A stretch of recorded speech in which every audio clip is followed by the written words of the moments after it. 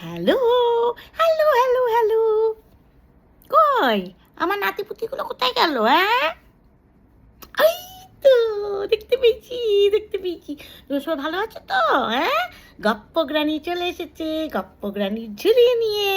হ্যাঁ, এখন থেকে আমার কাছে প্রচুর প্রচুর প্রচুর রিকোয়েস্ট এসছে যে গপ্পগ্রানি আমাদের তুমি বাংলা গল্প শুনিও, কারণ আমরা বাংলা অনেক ভুলে গেছি। তা গপ্পগ্রানি কি করে? আজ থেকে গপ্পগ্রানি খালি বাংলা গপ্পের ঝুলি নিয়ে আসবে, মজার মজার গপ্প নিয়ে। আশা করি তোমাদের খুব ভালো লাগবে। আজ থেকে গপ্পগ্রানি যে গল্প স্টার্ট করবে, সে গল্পটা হচ্ছে বিক্রম আর বেতালের গল্প। তোমরা তো শুনেছো বিক্রম আর বেতাল কারা ছিল। ওই বিক্রমাদিত্য হচ্ছে রাজা, আর বেতাল ছিল একজন মৃতদেহ একটা ভূত। তা যখনই কি করতো, যখনই ওই রাজা গিয়ে ওই ভূতটাকে নিয়ে আসতো কাঁধে করে, তখন ভূতটা বলতো, অনেক রাস্তা তো যাচ্ছ মহারাজ, তোমাকে আমি একটা সুন্দর গপ্প শোনাই। গপ্প শুনে তারপর তোমাকে আমরা একটা কোয়েশ্চেন করব। ওই কোয়েশ্চেনের যদি তুমি সত্যি উত্তর দাও, তাহলে কিন্তু আমি শুস করে আবার চলে গিয়ে ওই গাছের মধ্যে ঝুলবো। আর যদি তুমি সত্যি উত্তর জেনেও মিথ্যে কথা বলো, তাহলে কিন্তু তোমার মাথা দুম করে ফেটে তুমি মরে যাবে। তা বিক্রমাদিত্য কি করে? তা বিক্রমাদিত্য ওই কাঁধে নিয়ে বেতালকে চলেছে। এবার বেতাল প্রথম গল্প শুরু করেছে। প্রথম গল্প বলি, মন দিয়ে শোনো, তারপর কিন্তু উত্তর আমি চাই তোমাদের কাছ থেকে, কারণ তোমরাই তো আমার রাজা বিক্রমাদিত্য। আচ্ছা শোন, প্রথম গল্পের নাম হচ্ছে হেরফের। ভূত বেতাল বলে, কলিঙ্গ দেশে মহারাজ বীণাবন্ত নামে এক বৈদ্য রোগীদের সেবা করত। বৈদ্য মানে হচ্ছে ডাক্তার। উনি অনেক অদ্ভুত রকমের চিকিৎসা করে ধন্বন্তরী নামে তাকে সবাই পরিচিত হন। উনি পরম শিব ভক্ত ছিলেন। উনি প্রায় সব সময় শিবের মন্দিরেই থাকতেন। কি রাত্রে কি দিনে যারাই তার সঙ্গে দেখা করতে চাইতো, তাদেরকেও শিব মন্দিরে যেতে হতো। বীণাবন্তের ঘর বাড়ি, স্ত্রী পুত্র পরিবার যে ছিল না তা নয়, কিন্তু উনি নিজের বাড়িতে খুব কমই থাকতেন। সংসারের প্রতি তার কোনো টানই ছিল না। একবার এক ধনী ব্যক্তিকে চিকিৎসা করে উনি একদম মৃত্যু থেকে বাঁচিয়ে নিয়ে এলেন। সেই ধনী ব্যক্তি খুব আনন্দ হয়ে তার সাথে নিজের মেয়ে যশোধরার বিয়ে দিয়ে দেন। ওদের থাকার জন্য একটা বাড়িও বানিয়ে দেন। স্ত্রীর প্রতি কিন্তু বীণাবন্তের কোনো টান ছিল না। তার সন্তান ছিল, কিন্তু বিয়ের পর সে কি করতো, সে খালি গিয়ে ওই শিবের মন্দিরে বসে থাকতো। ওখানেই রোগীদের দেখতো, অর্থ রোজগার হতো, কিন্তু টাকা বাড়িতে আসতো না। শিব মন্দিরের গরিব শিব ভক্তদের ওই টাকা সে দিয়ে দিত। মাঝে মাঝে স্ত্রী খবর পাঠাতো, হ্যাঁ গো, সংসার চালাতে পারছি না, কিছু টাকা দাও। তখন বীণাবন্তের হাতে কিছু টাকা থাকলে সে পাঠিয়ে দিত। যশোধরা বউ যশোধরা খুব অভিমানী, মুখে কিছু বলতো না। সংসারের সব কাজ নিজের বিচার বিবেচনা করে সামলে নিত। কিন্তু ঘাতক আর ওই একা বেচারা সামাল দেয়। তাই একদিন নিজের বাড়ি যশোবন্ত নামে এক ধনীর কাছে বিক্রি করে দিয়ে বাচ্চাদের নিয়ে সে বাপের বাড়ি চলে গেল।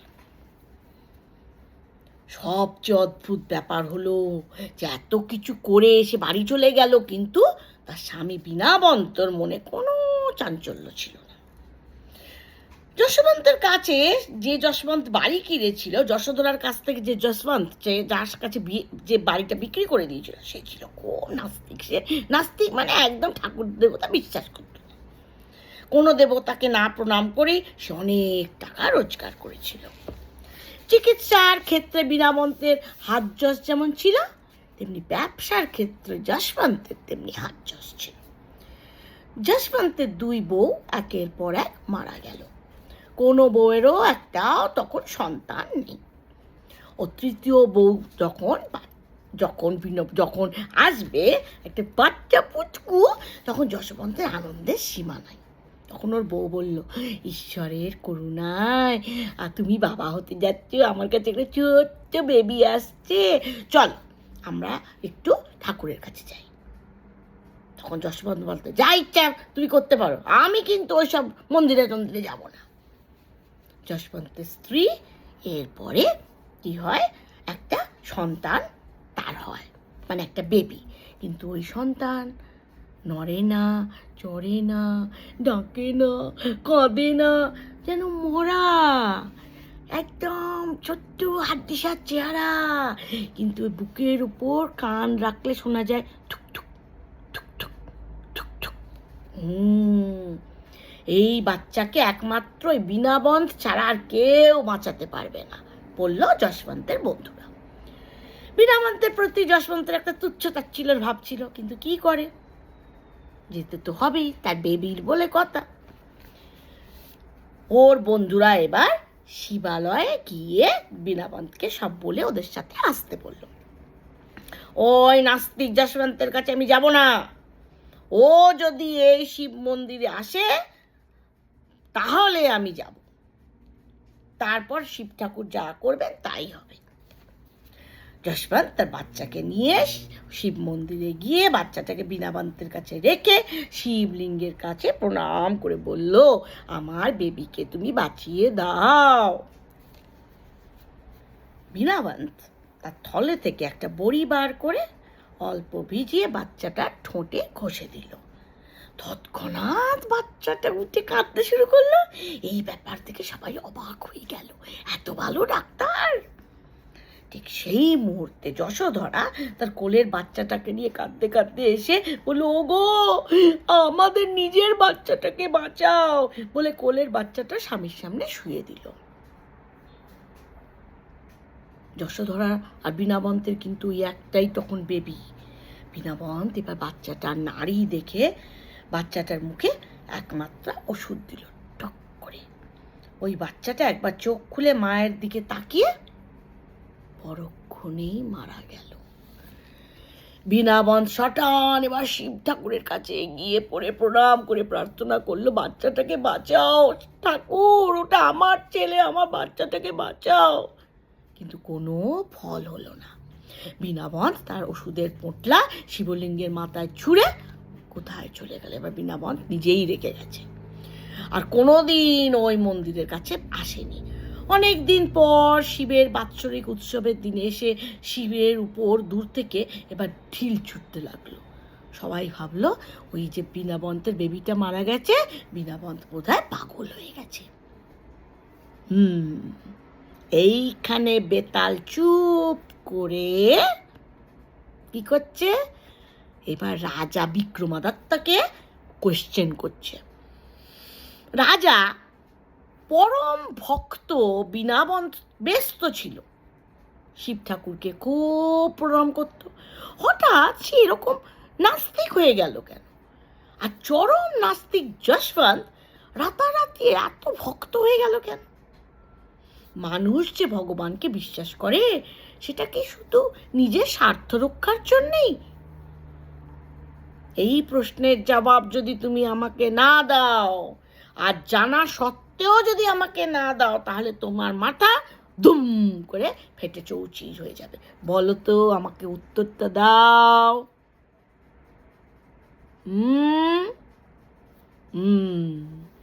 এই কথা শুনে বিক্রমাদিত্য বলল, মানুষ স্বার্থ ছাড়া কিচ্ছু বিশ্বাস করে না। যশবন্তের বেবি বেঁচে গেছে বলে সে ভগবানের ভক্ত হয়ে গেছে। ঠিক ওই ধরনের স্বার্থের কারণেই বীণাবন্ত ভগবানের উপর বিশ্বাস রেখেছিল, কিন্তু নিজের ওষুধের উপর কোনো দিন সে বিশ্বাস করেনি।